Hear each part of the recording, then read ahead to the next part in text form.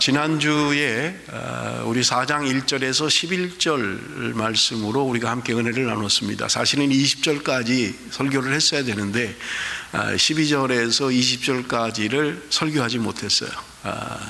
그렇게 어려운 게 아니기 때문에 여러분 지금 간단하게 12절에서 20절까지를 먼저 살펴보고 오늘 본문인 21절부터 31절까지를 함께 은혜를 나누도록 그렇게 하겠습니다. 여러분 먼저 우리 12절 말씀을 한번 좀 같이 읽겠습니다. 4장 12절 말씀입니다. 다 같이 시작. 형제들아 내가 너희와 같이 되었은즉 너희도 나와 같이 되기를 구하노라. 너희가 내게 해롭게 하지 아니하였느니라. 바울이 지금 갈라디아 교회에 우리가 갈라디아서를 계속 살펴본 것처럼 지금 갈라디아 교회의 문제점을 바울이 지금 설명해 주고 있는 거예요. 반론을 제기하고 있는 것입니다. 그것은 바울이 전도해서 새로 개척된 갈라디아 교회가 바울이 떠났을 때 쉽게 거짓 교사들에게 현혹이 되어서 다른 복음을 따라갔던 거예요.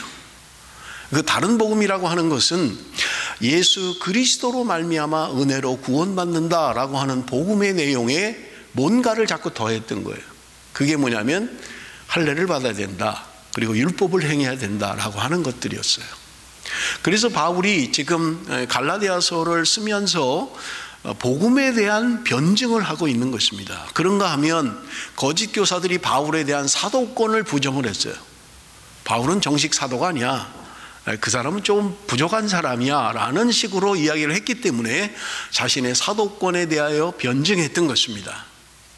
여러분 지금 바울이 갈라디아 교회 사람들에게 이야기한 내용들이 지금 변증해 가는 과정 가운데 지난주에 하지 못한 12절부터 20절은 교리적인 이야기보다는 바울이 지금 그 사람들의 어떤 감정적인 것에 호소하고 있는 것을 우리가 볼 수 있습니다. 그러면서 바울이 12절에 하는 말이 뭐냐면 우리가 이미 읽었습니다마는 너희가 내게 해롭게 하지 아니했다. 갈라디아 교회 성도들이 자신에게 해롭게 하지 않았다는 거예요. 그러면서 하는 말이 13절 14절을 보면 내가 처음에 육체의 약함으로 말미암아 너희에게 복음을 전한 것을 너희가 아는 바라. 너희를 시험하는 것이 내 육체에 있으되 이것을 너희가 업신여기지도 아니하며 버리지도 아니하고 오직 나를 하나님의 천사와 같이 또는 그리스도 예수와 같이 영접하였도다. 지금 갈라디아 교회 성도들이 시험에 들 수 있는 게 뭐냐면 자신의 육체에 있었다는 거예요. 여러분 바울이라고 하는 사람은 우리가 성경을 근거로 볼 때 첫째는 말이 그렇게 시원치 않았어요. 어눌했다. 말하는 게 클리어하지 않았다는 말이에요. 무슨 말을 하는 거야? 무슨 소리지? 하는 그런 말이 정확하지 않았다는 거죠. 그리고 또 하나는 바울은 육체의 가시를 가지고 있었습니다. 그게 뭔지는 정확하게 알 수는 없습니다만은 어떤 사람은 바울이 간질병을 앓고 있었다 그렇게 이야기하는 사람도 있고요. 어떤 사람들은 바울이 심한 안질을 앓고 있었다 그렇게 이야기하는 사람도 있습니다. 그런데 오늘 본문에 보면 바울이 그 안질에 걸린 것이 아닌가. 왜냐하면 바울이 이야기하기를 너희들이 나를 위하여 눈이라도 빼줬을 것이다 라고 하는 말을 볼 때 바울이 지금 심한 안질로 인하여 어려움을 겪고 있었던 것이 아닌가 하는 것입니다. 자, 여러분 한번 생각을 해보세요. 복음을 전하는 복음 전도자가 뭔가 외모적으로 시원찮은 거예요. 말하는 것도 어눌하고 더군다나 자신이 육체의 가시를 가지고 있어요.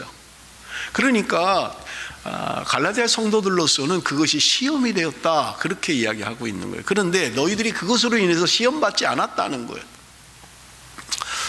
제가 아는 목사님 한 분도 아주 복음을 잘 전하시는 분인데 그분의 목소리가 조금 좀 정상이 아니에요.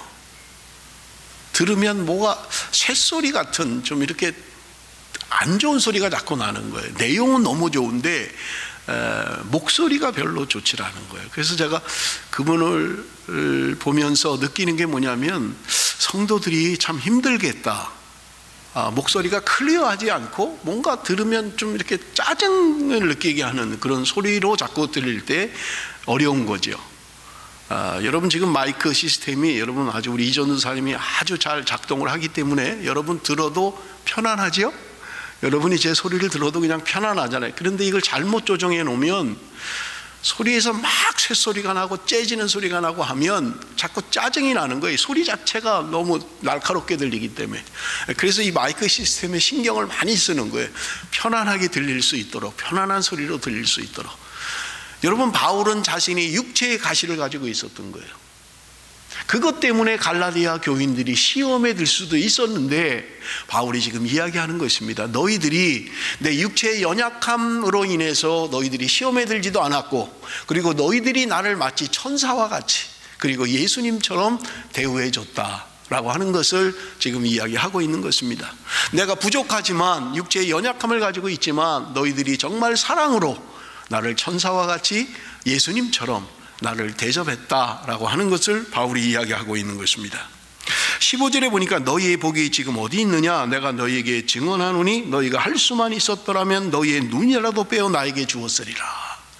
그래서 아마 바울이 심한 안질병에 걸린 것이 아닌가라고 추측하는 거예요.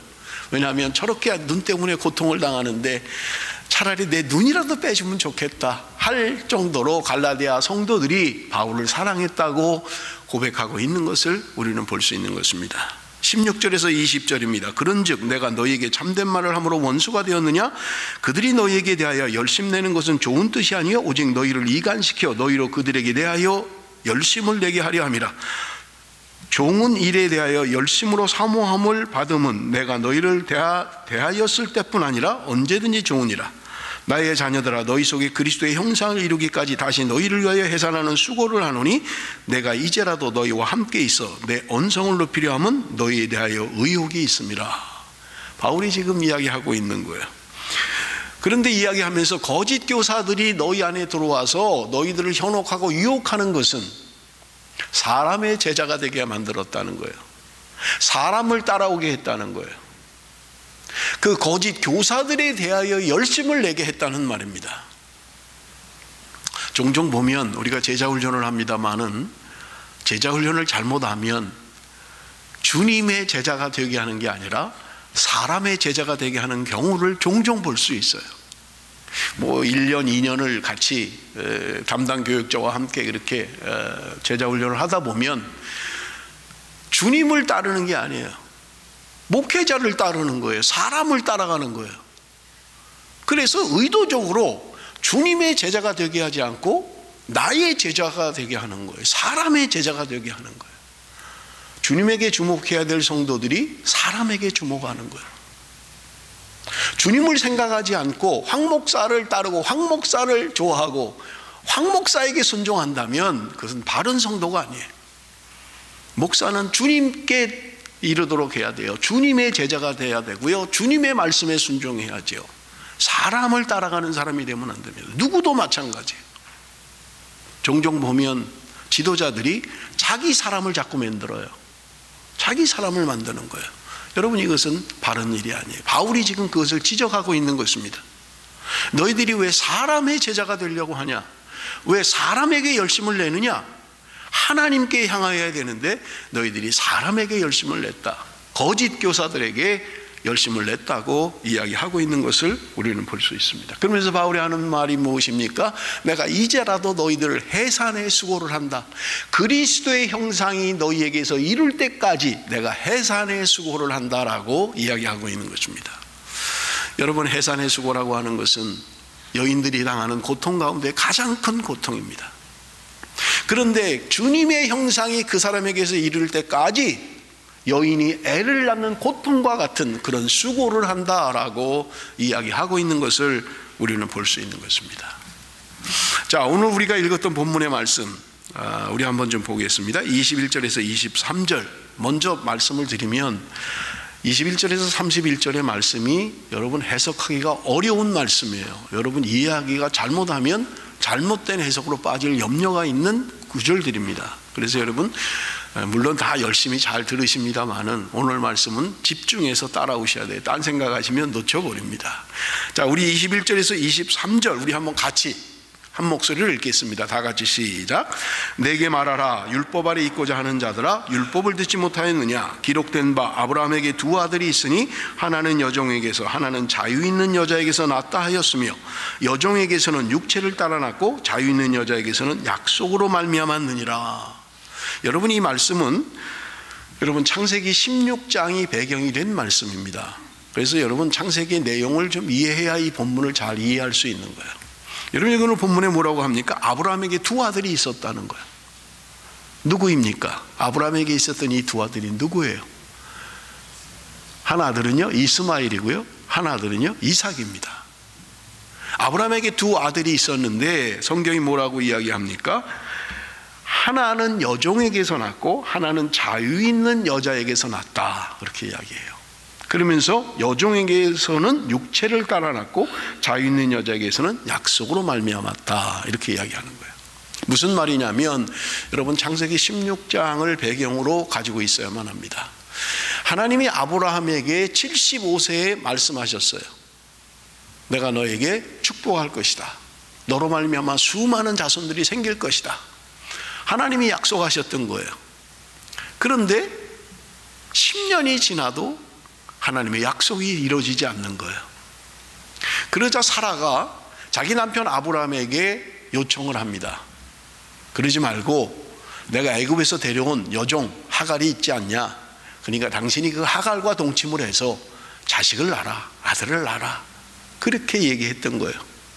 그래서 아브라함이 그 애굽 여종인 사라의 몸종인 하갈과 동침을 해서 자녀를 낳았다는 이야기예요.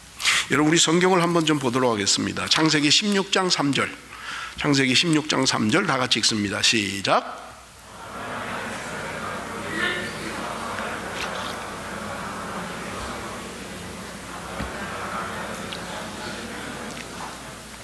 여기 보면 아브라함이 가나안 땅에 거주한 지 10년 후였다. 75세에 약속을 했는데 85세가 돼도 아들이 없는 거예요. 아들이 안 생기는 거예요. 그래서 말씀드린 것처럼 자신의 여종 하갈에게서 아들을 낳는데 그가 이스마엘이다. 창세기 16장 15절 16절입니다. 하갈이 아브라함의 아들을 낳음에 아브라함이 하갈이 낳은 그 아들을 이름하여 이스마엘이라 하였더라. 하갈이 아브라함에게 이스마엘을 낳았을 때 아브라함이 86세였더라. 86세에 이스마엘을 낳았다고 성경이 증언하고 있는 것입니다. 여러분 보세요. 이삭은 몇 세에 낳습니까? 이삭을 몇 세에 낳았어요? 아브라함이요? 100세에 낳았죠. 너무 잘 알아서 대답을 안 하시는 것 같은데 이삭은 100세에 낳았어요. 이스마엘은요? 몇 세에 낳았다고요? 86세. 그러면 이스마엘은 이삭보다 몇 살이 위에요? 14살이 위에잖아요. 그죠? 이스마엘이 형이잖아요. 두 아들의 똑같은 아들이에요. 아브라함에게서 낳은 아들이에요. 그런데 지금 바울이 이야기하는 것은 한 아들은 여종에게서 낳았다는 거예요. 종에게서 낳고 한 아들은 자유하는 여자에게서 낳았다는 거예요. 여러분, 구약에 우리가 성경을 보면 종이 자녀를 낳으면 그 자녀는 자동으로 종이 돼요. 그리고 주인의 소유가 됩니다. 그러므로 여러분, 종에게서 난 사람은 여전히 종이에요. 그러나 자유하는 여자에게서 난 아들은 기업을 물려받게 되는 유업자가 되는 것입니다. 지금 바울이 이야기하고 있는 것이 바로 이것을 이야기해요. 여러분, 놓치지 말아야 될 게 뭐냐면 바울이 갈라디아서에서 계속해서 증언하고 있는 내용들이 뭐냐면 율법이라는 것과 은혜라는 것을 비교하고 있는 거예요. 그래서 갈라디아 성도들에게 이야기하는 게 뭐냐면 우리가 구원받은 것은 하나님의 은혜로 말미암아 믿음으로 구원받은 것이다. 우리가 할례를 행해야 된다든지 율법을 행해야만 구원을 받는다라고 하는 것은 다른 복음이고 잘못된 것이라는 것을 이야기해 나가는 거예요. 그래서 여러분, 우리가 갈라디아서 3장에도 지금 유대인들이 유대교에서 개종한 사람들이 예수를 믿는 것뿐만 아니라 할례도 행해야 되고 율법을 행해야 된다라고 할 때 지금 바울이 증언하는 게 뭐예요? 성경을 근거로 이야기하잖아요. 아브라함이 의롭게 된 것은 그가 할례를 받았기 때문이 아니라 이미 아브라함은 할례 받기 이전에 믿음으로 의롭게 됐다. 아브라함은 율법을 지켜서 율법을 행해서 의롭게 된 것이 아니라, 율법이라고 하는 것은 아브라함이 앞으로 430년이나 지나야 율법이 생기는데 무슨 율법을 지켰단 말이냐라고 하는 것을 성경을 근거로 바울이 이야기했던 거예요. 그러므로 아브라함은 그의 행위로 말미암아 구원받은 게 아니고 그가 믿음으로 말미암아 하나님의 의롭게 여기심을 받은 것이다 라고 하는 것을 이야기했던 것입니다.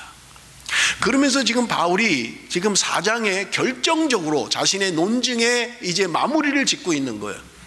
그게 뭐냐면 아브라함에게 있는 두 아들을 가지고 비유로 이야기하고 있는 거예요. 한 사람은 종에게서 아들이 나왔다는 거예요. 그리고 한 아들은 자유하는 여자에게서 아들이 나왔다라고 하는 것을 이야기하고 있는 것입니다. 종이 낳으면 종이에요. 그러나 자유하는 여자에게서 난 아들은 기업을 물려받을 유업자가 되는 거예요. 그것을 지금 이야기하고 있는 것입니다. 그래서 지난주에 설명한 것들이 뭐예요? 자유자이지만 어릴 때에는 후견인이 있다는 거예요. 내가 성인이 되고 뭔가 내가 나름대로 판단하고 할 때까지는 내가 자유인이고 주인의 아들임에도 불구하고 종이 나를 후견인으로 삼는다는 거예요. 나를 후견한다는 거예요. 그러나 내가 성인이 되면 그런 후견인의 도움이 필요 없다는 거예요. 내가 판단하고 내가 결정할 수 있다는 거예요. 그것을 지금 바울이 계속해서 이야기했던 것입니다. 그러므로 율법이라고 하는 것은 우리를 그리스도께까지 인도하는 초등학문에 해당한다라고 하는 것을 설명했던 것입니다.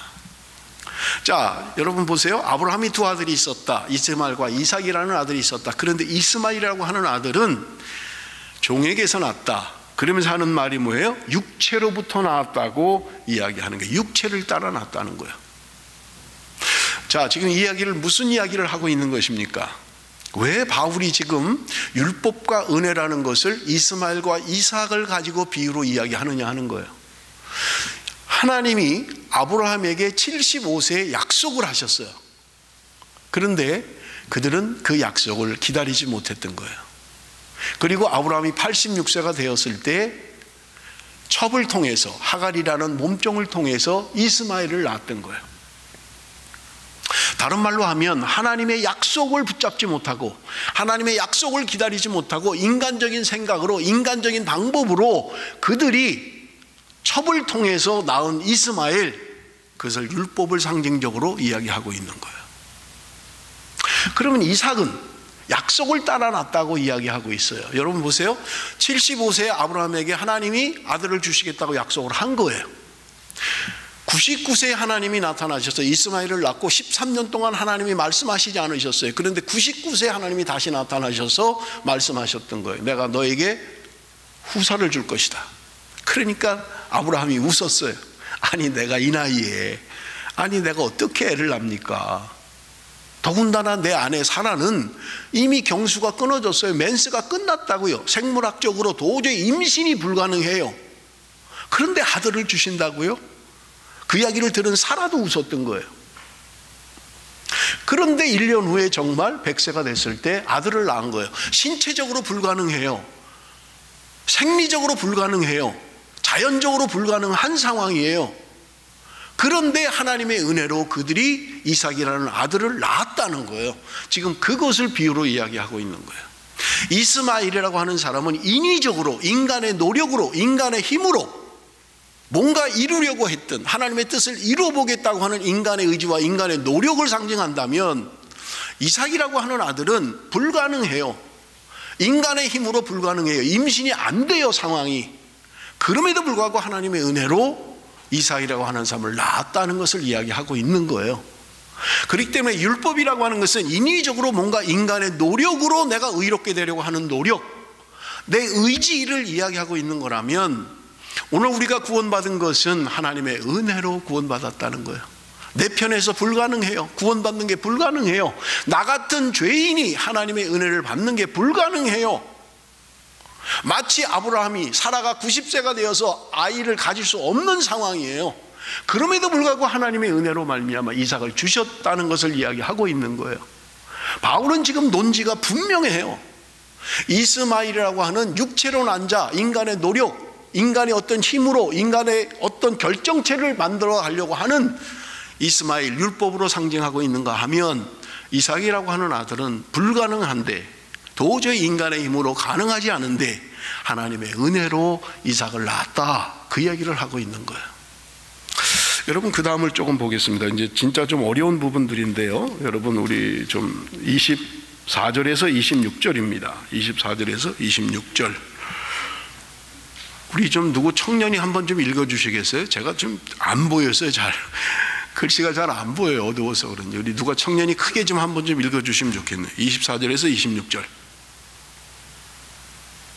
둘의 형제. 한번 보고 읽으면 되잖아. 눈치 볼 거 없이 크게. 크게 저 뒤에까지 좀 들리게.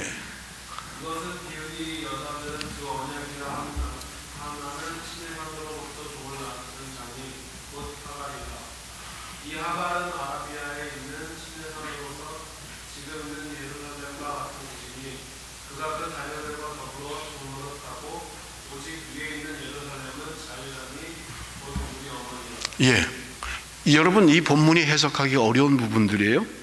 자, 지금 이스마엘과 이삭을 설명한 바울이 지금 24절에 이야기하는 게 뭐냐면 이것은 비유다, 이렇게 이야기하고 있는 거예요. 이게 비유라는 거예요. 그런데 이 비유인데 이 여자들, 하갈과 사라라고 하는 이 여자들은 두 언약이다, 이렇게 이야기하는 거예요.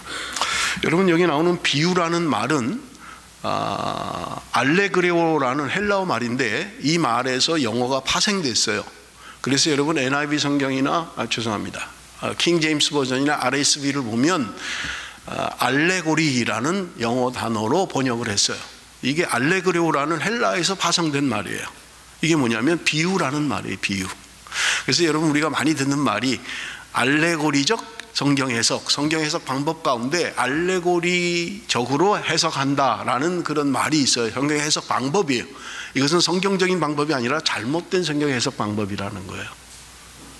여러분, 우리가 제가 종종 착한 사마리아 사람의 비유를 이야기하잖아요. 이것을 알레고리로 해석을 하면 예루살렘에서 여리고로 내려가다가 라는 것을 예루살렘은 천국이고 여리고는 세상이다, 그렇게 하는 거예요. 강도를 만났다, 사단을 만났다는 거예요. 어려움을 당했다는 거예요. 그런데 기름을 발라주고 포도주로 치료했다는 거예요. 그래서 기름은 성령이다, 뭐 또 이렇게 해석을 하는 거예요. 그리고 주막으로 내려갔다 하는 것은 교회를 이야기한다. 그리고 동전 2개를 준 것은 그것은 구약과 신약이다. 내가 다시 올 때 부비가 더 들면 더 주겠다라고 하는 말은 주님의 재림을 상징한다, 이렇게 얘기하는 거예요. 이게 알레고리적으로 성경을 해석하는 거예요. 여러분, 전혀 성경 본문과 관계없는 이야기예요. 여러분, 우리가 보면 그 본문의 이야기는 다른 게 아니에요. 질문을 했어요, 사람들이. 이웃이 누구입니까? 라고 하는 질문에 예수님이 비유로 착한 사마리아 사람 비유를 이야기한 거예요. 그리고 예수님이 질문이 다시 나와요. 너희들 생각에는 강도 만난 자의 이웃이 누구냐? 라고 할 때 그들은 누구도 변명할 수 없을 만큼 그것은 바로 사마리아 사람입니다, 이렇게 대답을 하는 거예요. 그래서 예수님이 너희도 그와 같이 행하라 라고 하는 이야기예요. 이웃에 대한 이야기를 하고 있는 거예요. 그런데 이걸 알레고리로 해석을 하면 전혀 본문과 맞지 않는 엉뚱한 해석을 하는 거예요. 이것은 바른 성경 방법이 아니에요. 그래서 우리는 그걸 알레고리 해석이라고 이야기하는 것입니다. 자, 그런데 바울이 지금 그 이야기를 하면서 비유라고 이야기를 하고 있어요. 그런데 하나는 시내 산으로부터 종을 낳은 자니 곧 하갈이다, 이렇게 얘기하는 거예요. 자, 보세요. 지금 바울은 뭔가를 대조해 가고 있습니다. 이스마엘과 이삭을 대조해요. 하갈과 사라를 대조하고 있습니다. 그런데 여기 보니까 두 언약이라고 하면서 하갈은 시내산으로부터 받은 율법을 상징하고 있다는 거예요. 그런데 여러분, 문제가 되는 게 뭐냐면 25절을 보면 이 하갈은 아라비아에 있는 시내산으로서 지금 있는 예루살렘과 같은 곳이니 그가 그 자녀들과 더불어 종노릇하고, 이렇게 되어 있는 거예요. 아라비아에 있는 시내산, 하갈, 율법, 이거는 연결이 돼요. 그런데 지금 있는 예루살렘과 같은 곳이다, 지금 이러는 거예요. 여러분, 지리적으로도 안 맞아요. 시내산과 예루살렘은 지리적으로도 안 맞다고요. 그런데 지금 그 시내산이 지금 예루살렘과 같은 곳이다, 이렇게 이야기하고 있는 거예요, 바울이. 뭘 지금 이야기하는 걸까요? 왜 지금 예루살렘이 지금 율법과 무슨 관계가 있다고 이야기를 하는 거예요? 예수 그리스도가 오셔서 여러분 두 언약이라고 하는 것은 옛 언약과 새 언약을 상징적으로 보여주고 있는 거예요. 예수 그리스도가 오심으로 말미암아 우리 안에 새 언약의 새로운 언약이 형성된 거예요. 그런데 예수님이 오셨음에도 불구하고 여전히 옛 언약에 사는, 여전히 제사를 드리고 여전히 율법을 지키겠다고 하는 지금 초대교회 문제가 되고 있는, 율법을 지켜야만 구원함을 받는다라고 하는 이 사람들은 지금 예루살렘에 있으면서도 그들은 여전히 옛 언약 거기에 멈춰 있다는 거예요. 그걸 지켜야만 구원받는다라고 얘기하는. 그래서 바울이 이야기하는 것은 지금 예루살렘이 율법 그리고 신의 산 하갈 이거를 연결시켜서 이야기하는 거예요. 그런데 반대로 이야기하는 건 뭐예요? 오직 위에 있는 예루살렘은 자유자니 곧 우리 어머니라. 지금 땅에 있는 예루살렘과 위에 있는 예루살렘을 대조하고 있는 거예요. 그래서 지금 너희들이 율법을 받았고 하갈을 통해서 종을 낳고 그리고 그것은 지금 있는 예루살렘이다 라고 이야기하는 반면에 이삭은 자유하는 여자에게서 낳고 이 땅의 예루살렘이 아니라 하늘 위에 있는 예루살렘이다 이렇게 이야기를 하고 있는 거예요 지금 바울이. 그렇다면 우리에게 이제 문제가 생겨요. 위에 있는 예루살렘은 도대체 뭐냐라고 하는 것을 해석을 해야만 되는 것입니다. 여러분 바울의 논지는 여러분 아주 명쾌합니다. 이 땅에 눈에 보이는 그 어떤 것을 말하고 있는 게 아니에요. 그래서 바울이 3장에서도 주도적으로 얘기했던 게 뭐예요? 할례를 받음으로 말미암아 아브라함의 후손이 되는 게 아니라는 거예요. 혈통적으로 아브라함의 후손 가운데 태어나야만 아브라함의 자손이다 라고 이야기하지 않는 거예요. 그게 뭐예요? 믿음으로 말미암아 우리는 아브라함의 후손이 된다, 아브라함의 자손이 된다고 이야기했던 것입니다. 이게 바울의 논지인 거예요. 그리고 오늘 우리가 할례 받는 것은 로마서에서 이야기하는 게 뭐냐면 우리가 외면적으로 형식적으로 받는 할례가 중요한 게 아니라 우리 안에 이면적 할례, 내면적 할례가 진짜 할례다 이렇게 이야기하고 있는 거예요. 다시 말하면요, 우리가 세례를 받습니다. 세례 받으면 구원 받았나요? 세례 받으면 구원 받았다는 확증이 되나요? 아니에요. 군대에서 빵 얻어먹기 위해서 그냥 세례도 받잖아요. 요구르트 하나 얻어먹으려고. 안 믿는데 예수가 나의 구주입니다라는 고백이 없어도 그냥 머리 내밀고 그냥 세례 받는 거예요. 구원 받아야 이 사람? 구원 받은 사람이에요? 가끔 교회에 캐톨릭에서 오신 분들이 저한테 질문하는 게 있어요. 제가 캐톨릭에서 영세를 받았는데 세례를 다시 받아야 됩니까? 그렇게 묻는 사람들이 있어요. 그러면 제가 묻습니다. 당신이 영세를 받을 때 예수 그리스도를 주로 고백했습니까? 예수 그리스도를 주로 고백하고 영세를 받았습니까? 그렇다고 대답하면 세례 다시 안 받아도 된다고 이야기합니다. 그런데 그냥 영세를 받았는데 예수가 누군지도 모르고 예수 믿는지 안 믿는지 그것도 모르고 그냥 영세를 받았다고 하면 다시 받아야 된다는 거예요. 세례라고 하는 것은 세례가 우리의 구원의 확증이 아니에요. 세례만 받으면 구원받는다 절대 아니에요. 세례식이라고 하는 것은 내가 예수 그리스도를 주로 고백하는 표예요. 예식이에요. 나는 예수를 믿습니다. 나는 예수가 나의 구주입니다. 나는 주님의 사람입니다 라는 것에 대한 사람들 앞에서의 표식을 세례로 표현하는 거예요. 세례 안 받으면 구원 못 받고 세례 받으면 구원 받은 거고 그렇지 않아요. 다시 말해서 바울이 이야기하는 게 뭐냐면 너가 형식적으로 할례를 행했느냐 안 했느냐, 이스라엘 사람들은 그걸 굉장히 소중하게 여겼잖아요. 그래서 유대인이 되는 증거가 뭐냐면 조건이 할례를 받는 거예요. 그래야 유대인으로 인정을 하는 거예요. 그런데 바울이 이야기하는 것은 너희들이 외형적으로 받는 할례가 중요한 게 아니라 우리의 이면의 할례, 우리 마음의 할례가 진짜 할례다라고 하는 것을 이야기하고 있는 거예요. 무슨 말이냐면 눈에 보이는 할례, 눈에 보이는 성전, 눈에 보이는 어떤 의식이 중요한 게 아니라 하늘에 있는, 위에 있는 예루살렘, 영적인 것들이 중요한 것을 이야기하고 있다는 말입니다. 바울은 지금 그것을 설명해 가고 있는 거예요. 자, 여러분 우리 성경을 한 군데만 좀 봅니다. 에베소서 2장 5절 6절 말씀. 갈라디아에서 바로 뒤에 있죠. 에베소서 2장 5절 6절 중요한 말씀입니다. 우리 한번 같이 읽어봅니다. 에베소서 2장 5절 6절 다 같이 읽습니다. 시작. 허물로 죽은 우리를 그리스도와 함께 살리셨고 너희는 은혜로 구원을 받은 것이라. 또 함께 일으키사 그리스도 예수 안에서 함께 하늘에 앉히시니. 자, 무슨 말이에요? 허물로 죽은 우리를 그리스도와 함께 살리셨대요. 그리고 또 함께 일으키사 그리스도 예수 안에서 함께 하늘에 앉히시니. 여러분 이해하기가 어려우면 영어 성경을 보시면 더 명쾌하게 이해할 수 있어요. 여러분 지금 이 5절 6절의 말씀은 과거 진행형으로 되어 있어요. 내가 이미 죽었다는 거예요. 그리고 이미 일으킴을 받았다는 거예요. 부활했다는 거예요. 그리고 내가 지금 하늘에 앉혀 있어요. 예수 안에서 함께 하늘에 앉아 있다는 거예요. 그런데 이것은 과거에 일어난 일이 아니라 과거에 일어난 일이지만 지금까지도 계속되는 과거 진행형으로 되어 있다는 거예요. 내가 과거에 예수를 믿고 내가 죽었어요. 그러면 지금도 나는 죽어 있는 거예요. 죽은 내가 자꾸 부활하면 안 돼요. 이제 나는 예수 그리스도와 함께 부활한 거예요. 그런데 우리가 하늘에 앉혀 있다는 거예요. 언제 하늘을 갔는데 하늘에 앉혀 있다는 거예요. 내가 여기 있는데 언제 죽었다가 부활했다는 거예요. 내가 여기 그냥 뻐젓이 살아있는데 언제 죽었다는 거예요. 이게 에베소서가 이야기하는 거잖아요. 너희의 허물과 죄로 죽었던 너희를 살리셨다는 거예요. 이미 그리스도 안에서 우리는 살아났다는 거예요. 나는 과거에 나는 옛사람은 옛자는 죽었다는 거예요. 그리고 그리스도로 말미암아 살아난 새로운 피조물이 됐다고 성경은 이야기하는 거예요. 그런데 하늘에 앉혀 있다는 거예요.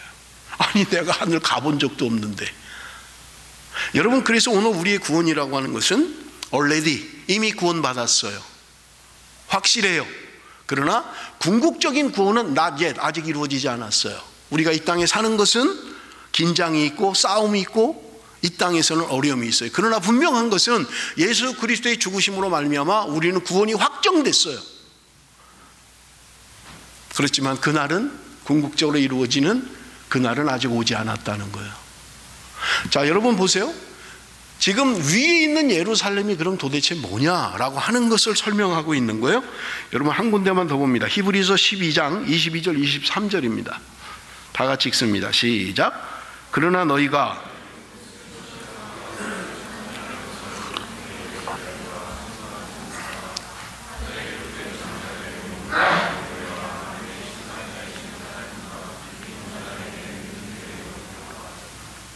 지금 히브리서에서 뭔가를 설명하고 있는데 뭐냐면 시온산과 살아계신 하나님의 도성인 하늘의 예루살렘과 이 땅의 예루살렘이 아니라는 거예요. 하늘의 예루살렘이라는 거예요. 그리고 천만 천사와 하늘에 기록된 장자들의 모임과 교회와 만민의 심판자이신 하나님과 및 온전하게 된 의인의 영들과. 지금 바울이 대조적으로 이야기하고 있는 건 뭐냐면 이 땅의 예루살렘, 위에 있는 예루살렘을 대조적으로 설명하고 있는 거예요. 여러분 프로젝트에는 없습니다만은 우리 성경을 조금만 더 찾을게요. 여러분들 좀 명료하게 하기 위해서 요한계시록 21장을 한번 찾아보세요. 프로젝트에 없습니다. 여러분 성경 찾으셔야 돼요. 요한계시록 21장을 한번 보세요. 다 읽으면 좋지만 여러분이 집에 가서 읽어보시고요. 요한계시록 21장은요. 그러면 제가 말하는 것들이 무엇인지 설명이 될 겁니다. 그냥 따라만 오시는데 요한계시록 21장 2절을 먼저 봅니다. 2절, 요한계시록 21장 2절. 만약에 띄울 수 있으면 좀 띄워주세요. 같이 읽겠습니다. 요한계시록 21장 2절 말씀, 2절, 10절, 22절을 찾을 거예요. 그러니까 찾을 수 있으면 좀 찾아주세요. 2절 말씀 먼저 읽습니다. 다 같이 시작.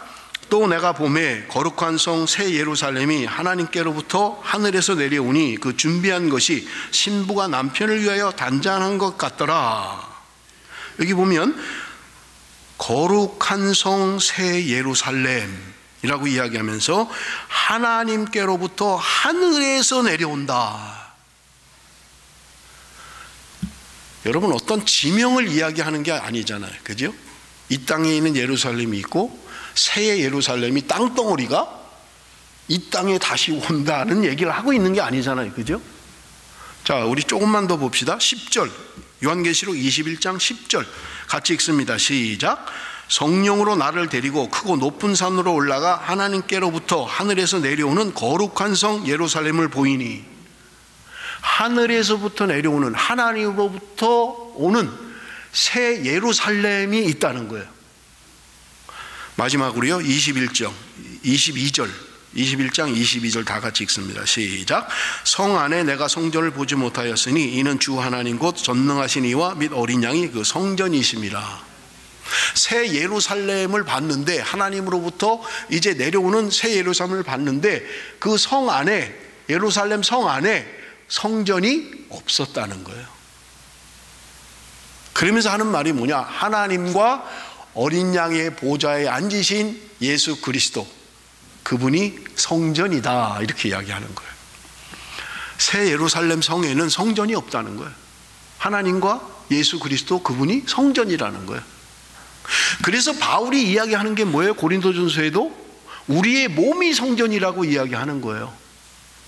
눈에 보이는 성전, 이스라엘 백성들이 그토록 소중하게 여기는 이스라엘의 예루살렘에 세워진 눈에 보이는 성전, 그게 중요한 게 아니라 우리 마음에 이루어진 하나님의 성전이 더 중요하다는 거예요.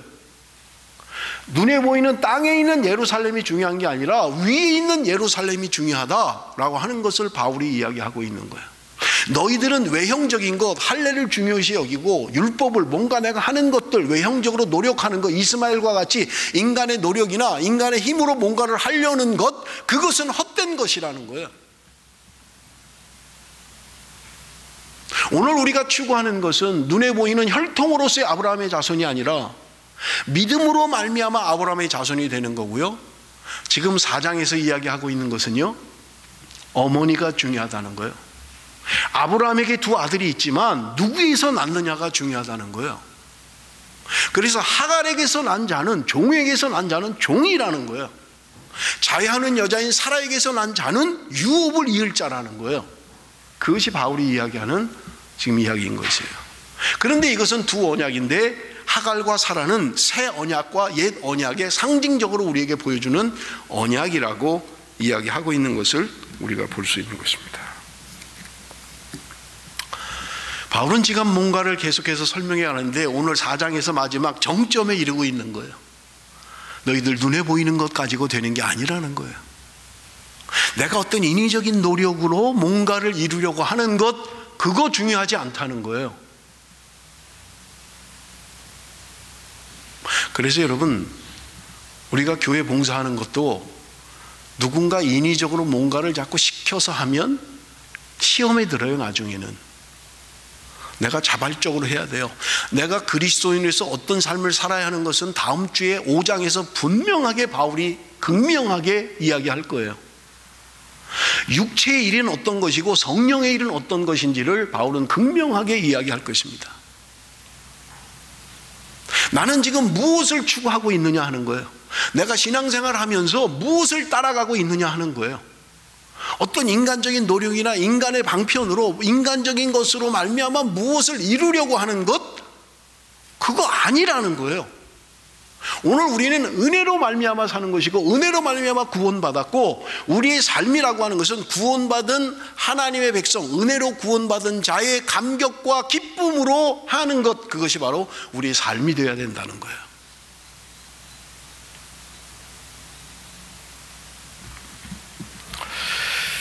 우리 조금만 좀 더 보겠습니다. 4장 27절 우리 한번 같이 읽어봅니다. 조금 이해가 안 되는 말씀이에요. 4장 27절 다 같이 시작.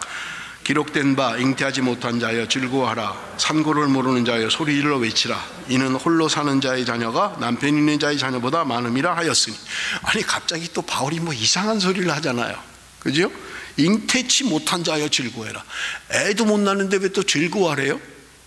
산고를 모르는 자여 소리질러 외치라. 아니 애도 낳아보지 않은 사람 뭘 소리질러라고 이야기해요?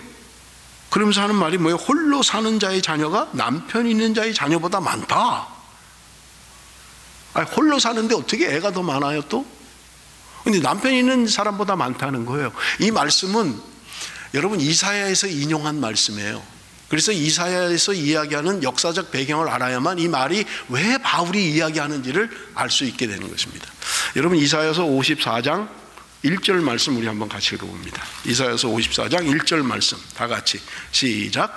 잉태하지 못하며 출산하지 못한 너는 노래할지어다. 산고를 겪지 못한 너는 외쳐 노래할지어다. 이는 홀로 된 여인의 자식이 남편 있는 자의 자식보다 많음이라 여호와께서 말씀하셨느니라. 여러분 이사야는 예언서입니다. 그죠? 예언서들은 대부분 이스라엘의 멸망 직전이나 멸망하고 나서 예언한 거예요. 그런데 예언서의 특징이 뭐냐면 너희들이 하나님 앞에 돌아오지 않으면 멸망해, 너희들은 망해, 너희들은 죽어 라고 하는 것을 예언하는 거예요. 그런데 여러분 이사야서는 하나님의 준엄한 심판만 예언되어 있는 게 아니라 하나님의 회복도 기록되어 있어요. 너희들이 말씀 앞에 돌아오면 하나님의 회복이 있을 것이다 라고 하는 것을 이야기하고 있는 거예요. 예레미야도 마찬가지잖아요. 너희들이 바벨론에 대항하지 말라는 거예요. 하나님이 이미 계획하셨다는 거예요. 너희들이 돌아오지 않으니까 너희들이 바벨론의 포로로 끌려가는 게 이미 하나님의 계획되어 있는 거라는 거예요. 그러니까 굳이 막 대항해서 뭔가를 쟁취하려고 하고 버티려고 하지 말라는 거예요. 그냥 포로로 끌려가라는 거예요. 그러면 70년 만에 하나님이 다시 회복시키시겠다는 약속인 거예요. 자, 그럼 보세요. 이스라엘 백성들은 지금 포로의 신분으로 끌려가는 거예요. 여러분 포로의 신분이라고 하는 것은 여인이 애를 낳지 못하는 것에 비유하고 있는 거예요. 산고를 겪지 못한 고통이 있는 거예요. 모든 것을 잃어버렸어요. 할 수가 없어요. 그런데 어느 날 하나님의 약속의 말씀대로 이스라엘 백성들이 귀환을 하는 거예요. 돌아오는 거예요. 회복되는 거예요. 그러니까 바벨론의 포로로 고통당하는 애를 낳지 못하는 여인과 같은 고통이 있던 그들이 이제 이스라엘로 돌아와서 예루살렘으로 돌아와서 찬양하고 경배하는 것을 이야기하고 있는 거예요. 그래서 너희들이 언젠가 하나님의 약속대로 너희들은 회복될 것이고 너희들은 기뻐하며 찬송하며 부르짖는 날이 올게 될 것이다. 그것을 지금 비유로 이야기하고 있는 것을 우리는 볼 수 있는 것입니다. 자, 이제 마지막 28절에서 31절 말씀입니다. 28절에서 31절. 우리 바울 형제가 좀 한번 읽어줄래요? 형제들아 너희는 이삭과 같이 약속의 자녀라. 그러나 그때 육체를 따라 난 자가 성령을 따라 난 자를 박해하는 것 같이 이제도 그러하다. 그러나 성령이 무엇을 말하느냐? 여종과 그 아들을 내줄시라. 여종의 아들이 자유에 있는 여자의 아들과 더불어 유혹을 얻지 못하리라 하였습니다. 그런즉 형제들아 우리는 여종의 자녀가 아니요 자유에 있는 여자의. 자, 바울이 지금 논증하고 있는 것입니다. 형제들아 너희는 이삭과 같이 약속의 자녀다. 하갈의 자식인 이스마엘과 같이 종의 자녀가 아니라는 거예요. 자유하는 여자에게서 난 자라는 거예요. 그런데 바울이 지금 마지막으로 하는 말이 뭐냐면 육체를 따라 난 자가 성령을 따라 난 자를 박해한 것 같이 이제도 그러하도다. 지금도 그렇다는 거예요. 육체를 따라 난 이스마엘. 자, 아까 우리 설명했죠? 이스마엘은 이삭보다 몇 살이 많다고요? 14살이 많잖아요. 그러면 이스마엘이 태어나서 이삭이 태어날 때까지 적어도 13년 동안 이스마엘은 행복했습니다. 아버지의 사랑을 독차지했고요. 아들이 없는 아브라함 가문에 아들이 태어난 거예요. 사랑을 독차지했어요. 모든 사람의 사랑을 주목받았던 거예요. 그런데 어느 날 이삭이 태어난 거예요. 그러고 나자 사람의 모든 관심은 이삭에게 쏠리고 있는 거예요. 그러니까 이스마엘은 이삭이 태어날 때 14살이에요. 그러니까 이 이삭을 괴롭히는 거예요. 이 자식만 아니었으면, 이놈만 안 태어났으면 내가 아버지의 사랑을 독차지할 건데 이게 태어나가지고 난 찬밥됐고 이게 뭐야? 그러니까 괴롭히는 거예요. 이스마엘이 20살이면 이삭은 몇 살이죠? 에? 10몇 살이요? 계산 잘 하셔야 돼요. 그렇죠. 6살이죠. 14살 차이니까 20살이면 6살이잖아요. 자, 20살과 6살짜리가 싸움이 될까요? 대학교 1학년하고 유치원 다니는 애하고 싸움이 되냐고요, 지금. 아니, 지웅이하고 저기 이진호 집사님 아들 우주하고 싸움이 되겠냐고요. 아무리 태권도를 배우고 유도를 배워도 그렇지. 예? 여기 딱 까불지 마. 나 형이야. 이러면 손이 안 되잖아요. 손이 발로 차도 안 되고 이거 딱 잡으면 게임이 안 되는 거예요. 그죠? 그러니까 괴롭히는 거예요. 핍박하는 거예요. 너만 아니었으면 이놈의 자식. 부모가 안 보면 괴롭히는 거예요, 자꾸. 그러다 이제 사라한테 걸린 거예요. 이 녀석 봐라. 내가 정실 부인인데 나한테서 난 이삭을 저 종에게서 난 아들이 괴롭혀? 이게 말도 안 되는 거예요. 지금 이 이야기를 바울이 비유로 이야기하고 있는 거예요. 지금 육체를 따라 난 이스마엘이 약속을 따라 난 성령으로 말미암아 태어난 이삭을 괴롭히는데 지금도 그러하다, 이렇게 이야기하고 있는 거예요. 사랑하는 성도 여러분, 바울이 이 말씀을 기록한 이후로 2000년이 지났습니다. 이 말씀은 지금도 유효해요. 여러분, 세상을 이야기할 것도 없습니다. 교회 안에는 육체를 따라 난 사람들도 있어요. 약속을 따라 난 사람들도 있습니다. 성령을 따라 난 사람이 있는가 하면 육신적인 사람도 있는 거예요. 그런데 문제는 육신을 따라 난 자, 육체를 따라 난 자가 성령을 따라 난 자를 괴롭히고 있다는 거예요. 여러분, 우리는 이 말씀을 정신 차리고 들어야만 합니다. 주님의 몸된 교회는 여러분, 약속을 따라 난 성령의 사람만 있는 게 아니에요. 육체를 따라 난 사람들도 있어요. 여러분, 그럼 난 뭐야? 나는 육체를 따라 났나? 나는 성령을 따라 났나? 여러분 자신을 점검하십시오. 내가 지금 육체를 따라 살고 있는지 아니면 성령을 따라 살고 있는지, 하나님의 약속의 말씀을 따라 살고 있는지 육신적인 삶을 살고 있는지를 여러분이 점검을 하시면 알 수 있어요. 다음 주에 명쾌하게 바울은 이것을 설명해 갈 겁니다. 육체의 일은 어떤 것이고 성령의 일은 어떤 것이라는 것을 명쾌하게 설명할 거예요. 사랑하는 성도 여러분, 이것은 지금 우리 가운데도 일어날 수 있는 일이라는 거예요. 자, 우리 정리를 좀 하겠습니다. 바울이 지금 이야기하는 논지는 여러분, 눈에 보이는 어떤 현상이나 눈에 보이는 어떤 것들이 중요한 것이 아니라 눈에 보이지 않는 것들이 중요하다고 우리에게 말씀하고 있는 거예요. 여러분, 내가 눈에 보이는 어떤 현상만을 따라간다면 여러분, 그것은 하나님이 원하는 삶이 아니라는 거예요. 복음의 삶이 아니라는 거예요. 오늘 내가 형식적으로 드러나는 어떤 의식이나 노력이 중요한 것이 아니라 오늘 우리 안에, 그리고 이 땅의 것이 아니라 하늘에 있는, 위에 있는 것을 사모하고 따라가야 된다고 우리에게 말씀하고 있는 것입니다. 사랑하는 성도 여러분, 오늘 나의 삶은 어떻습니까? 나는 누구를 따라가고 있습니까? 나는 누구에게서 났습니까? 종의 자녀로 태어난 것입니까? 자유자로 태어났습니까? 예수 그리스도께서 우리를 위하여 죽으심으로 말미암아 우리를 자유케 하셨다고 이야기하고 있는 거예요. 그런데도 갈라디아 성도들이 그렇게 은혜를 받고 그것을 깨닫고 아멘하고 감사했는데 다시 초등학문으로 돌아가서 다시 그 종노릇을 하고 있는 것을 보고 있는 거예요. 여러분, 혹시 나는 그렇지 않습니까?